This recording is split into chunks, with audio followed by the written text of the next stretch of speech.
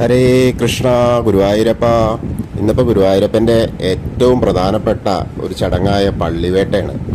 പള്ളിവേട്ട ഇന്നാണ്. അപ്പോൾ എല്ലാവരും അതിലേക്ക് വരിക. ഉത്സവത്തിൻ്റെ 9-ാം ദിവസമാണ് പള്ളിവേട്ട. ആകെ കൊല്ലത്തിൽ 2 തവണ മാത്രമാണ് ഭഗവാൻ പുറത്തേക്ക് ഇറങ്ങുക നാട്ടുവാസികളെ, നഗരവാസികളെയൊക്കെ കാണാൻ. ഒന്ന് പള്ളിവേട്ട ദിവസവും മറ്റൊന്ന് ആറാട്ട് ദിവസവും. പള്ളിവേട്ട ദിവസം ഏകദേശം ഒരു 4:30 മണിയോടുകൂടി ഭഗവാൻ ശ്രീഭൂതബലിയോട് കൂടിയിട്ട് പുറത്തേക്ക് ഇറങ്ങും. ആ പുറത്തേക്ക് ഇറങ്ങിക്കഴിഞ്ഞാൽ നഗരപ്രദക്ഷിണമാണ്. ആ പുറത്തേക്ക് ഇറങ്ങിക്കഴിഞ്ഞാൽ പിന്നെ അങ്ങനെ കുളപ്രദക്ഷിണം കഴിഞ്ഞ് അകത്ത് വരും. അകത്ത് വന്ന് നേരെ ഒരു 6-6:30 എഴുന്നള്ളിപ്പായി. ഏകദേശം 9:30 വരെ എഴുന്നള്ളിപ്പുണ്ടാവും. അതിനുശേഷം പള്ളിവേട്ടയാണ്.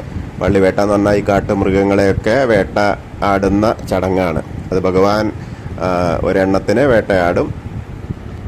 വേട്ടയാടി വന്ന ഭഗവാൻ അന്ന് രാത്രി മണ്ഡപത്തിലാണ് കിടന്നുറങ്ങുക.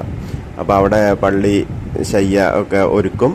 അവിടെയാണ് പിറ്റേ ദിവസം രാവിലെ നിർമ്മാല്യ ദർശനമില്ല. അതായത് 3 മണിക്ക് മണിയൊന്നും അടിക്കില്ല. അതിനുശേഷം ഏകദേശം 5-6 മണിയോടുകൂടി പശുക്കുട്ടിയുടെ കരച്ചിൽ കേട്ടാണ് ഭഗവാൻ പള്ളി ഉണർത്തുക.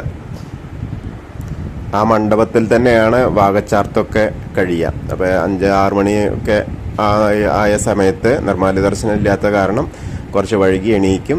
അവിടെ തന്നെ വാകച്ചാർത്തും മറ്റു കാര്യങ്ങളൊക്കെ നടത്തി അതിനുശേഷം പിന്നെ ഏകദേശം ഒരു 8 മണിയോട് കൂടിയിട്ടാണ് ഭക്തജനങ്ങൾക്ക് അകത്തേക്ക് പ്രവേശനം ഉണ്ടാവുക. പിന്നെ അന്നത്തെ ദിവസം വൈകിട്ട് 4:30-ക്കാണ് നട തുറക്കുക.